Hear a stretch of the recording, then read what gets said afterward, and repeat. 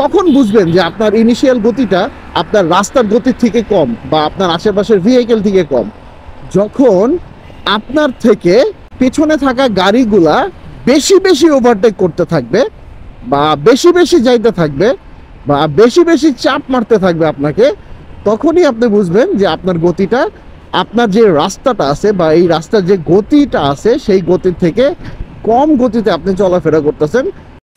অনেক মুরব্বী আছে না, মাঝে মাঝে বাইকারদের সাজেশন দেয় হাইওয়েতে চলাচলের ক্ষেত্রে সাইড দিয়ে আস্তে আস্তে যাওয়ার চেষ্টা করবি। ভাই, ওদের কথা শুনছেন তো সমূহ সম্ভাবনা আছে আপনার বিপদগ্রস্ত হওয়ার বা আপনি বিপদে পড়ার। কারণ হাইওয়েতে যদি বাম সাইডের লেন ধরে আস্তে আস্তে করে টুকটুক করে চলেন তাহলে কিন্তু বিপদ।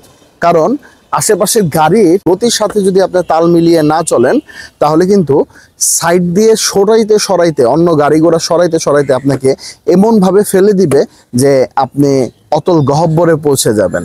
সো সুবিধাজনক ব্যাপার কোনটা জানেন? আপনার স্কিল অনুযায়ী, আপনার রাইডিং সেন্স অনুযায়ী ওদের সাথে তাল মিলিয়ে একটা গতিতে চলা। কথার কথা, যদি আশেপাশের ভেহিকেল যদি 80-90 গতিতে চলে তাহলে সেফ সাইডে আপনার গতি রাখতে হবে 75-70 এইরকম।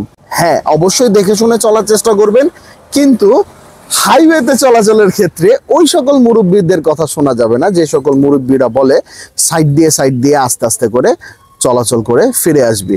তখন আপনারা হয়তোবা ফিরে আসতে পারবেন না, তখন আপনারা হয়তোবা অতল গহ্বরে হারিয়ে যাবেন।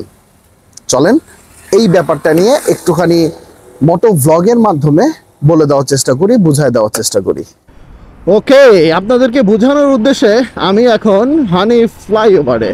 সো হাইওয়েতে যখন টুকটুক করে রাইড করতে চাবেন তখন কিন্তু সমূহ বিপদের সম্ভাবনা বেড়ে যাবে। কারণ কি জানেন? কারণ আশেপাশের ভেহিকেলগুলা আপনার থেকে যখন ওভার স্পিডে বা আপনার স্পিড আছে ধরেন 50, কিন্তু আপনার হাইওয়েটা চাচ্ছে 70 বা 75 স্পিডে গেলে আপনি মানে সেফ সাইডে থাকতে পারবেন। কিন্তু তখন যদি 50-এ রাইড করেন তখন আপনার পাশের যে ভেহিকেলগুলো আছে সেই ভেহিকেলগুলো আপনাকে তাড়াতাড়ি ক্রস করতে থাকবে এবং আপনাকে পাশ চাপাতে থাকবে। ধরেন আপনি বাম লেন দিয়ে আসেন ঠিকই, উইচ ইজ গুড, কিন্তু এই যে এইভাবে পাশ চাপাতে থাকবে। সো পাশ চাপাতে চাপাতে একটা সময় কি হবে জানেন? একটা সময় হবে কি যে আপনি একদম সার্ভিস লাইনে পড়ে যেতেছেন বা একদম মাটির রাস্তায় পড়ে যেতেছেন। এটা হবে। কখন বুঝবেন যে আপনার ইনিশিয়াল গতিটা আপনার রাস্তার গতির থেকে কম বা আপনার আশেপাশের ভেহিকেল থেকে কম? যখন আপনার থেকে পেছনে থাকা গাড়িগুলা বেশি বেশি ওভারটেক করতে থাকবে বা বেশি বেশি যাইতে থাকবে বা বেশি বেশি চাপ মারতে থাকবে আপনাকে, তখনই আপনি বুঝবেন যে আপনার গতিটা, আপনার যে রাস্তাটা আছে বা এই রাস্তার যে গতিটা আছে সেই গতির থেকে কম গতিতে আপনি চলাফেরা করতেছেন।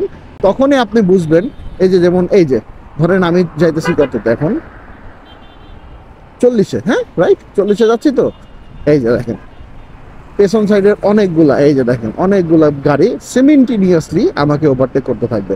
এই যে ওভারটেক করলো, এই যে পেছনে আরেকটা প্রাইভেট কার ওভারটেক করলো, এই যে দেখেন একটু চাপায় কিন্তু ওভারটেকটা করলো। কারণ আমি একটুখানি ওই রাস্তার থেকে বা এই রাস্তার গতির থেকে আমি একটুখানি কম গতিতে যাতায়াত করতেছি। এই যে দেখেন, হ্যাঁ এরকম করে ওভারটেক করবে সাইমিলটেনিয়াসলি বা একটু রেগুলারলি। যখনই বুঝবেন যে রেগুলার আপনাকে ওভারটেক করতেছে তখনই আপনি বুঝবেন যে আপনার গতিটা একটু কম। তখন আপনার গতিটা একটুখানি বাড়াইতে হবে এবং ওদের সাথে খাপে খাপ মন্টুর ভাব করায় ফেলাইতে হবে। নাইলে কিন্তু খাপে খাপ মন্টুর ভাব না হইলে কিন্তু ঝন্টুর ভাব হয়ে যাবো গা। তাইলে আপনার অ্যাক্সিডেন্ট হওয়ার সমূহ সম্ভাবনা আছে। কারণ খাপে খাপ সবসময় মন্টুর ভাবই হয়, খাপে খাপ ঝন্টুর ভাব হয় না। ওদের গতি ধরেন হইলে গিয়া 80-তে চলতেছে, আপনি 60-65-তে রাখলে আপনার সামঞ্জস্য একটা সিচুয়েশন আসবে। তখন আপনি ওরা সুন্দরভাবে একটা হাইওয়েতে নিরবিচ্ছিন্নভাবে স্টে করতে পারবেন। কথার কথা একটা ধরি যে ধরেন আপনার 1 বলে 6 রান লাগে, তখন কি আপনি সিঙ্গেল নিতে চাইবেন? না, তখন আপনি অবশ্যই 6 মারতে চাইবেন। আবার 6 বলে 6 রান লাগে, তখন কি আপনি 6 মারতে চাইবেন নাকি কোথায় কোথায় সিঙ্গেল নেওয়া যায় ওই চিন্তা ভাবনা করবেন? বা 1 বল করে সিঙ্গেল অনুযায়ী খেলবেন, রিস্ক ফ্রি ভাবে খেলবেন। এক্স্যাক্টলি ওই রকমই। আপনার রাস্তা যে পরিমাণ গতি আপনাকে চাবে বা আপনার কাছ থেকে চাবে সেই পরিমাণ গতি আপনাকে দিতে হবে। ডাজেন্ট ম্যাটার আমি 40-এ চলতেছি, ডাজেন্ট ম্যাটার আমি 80-তে চলতেছি। দ্য ম্যাটার ইজ দ্যাট যে আমি কিভাবে সেফলি চলতেছি, রাস্তার সেফটিনেসটা কিভাবে ইউটিলাইজ করতেছি। সো আশা করি বুঝতে পারছেন, আশা করি আপনাদের ভুল হবে না হাইওয়ে রাইডিংয়ের ক্ষেত্রে।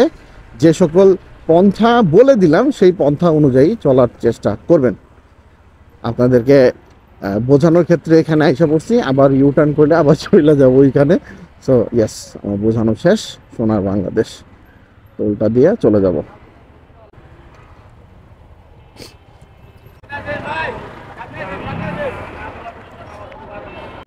ওকে, ও ওয়াও, এটা এসিতে থাকে। সাবাস, লাভলি লাভলি। ওকে, সো হইল, বোঝানো শেষ। সোনার বাংলাদেশ। আর এখান থেকে ওই ভেতর দিয়ে একটা রাস্তা আছে, কলাতিয়া দিয়ে উঠে, ওদিক দিয়ে যাবো নাকি? ওদিক দিয়ে গেলেও ভালো, আর সুন্দর মনোহরী দৃশ্য দেখা যাইতে হবে বা যাইতে পারবো। আচ্ছা, এখানে কিছুক্ষণ দাঁড়াই, তারপরে দেখি কি করা যায়।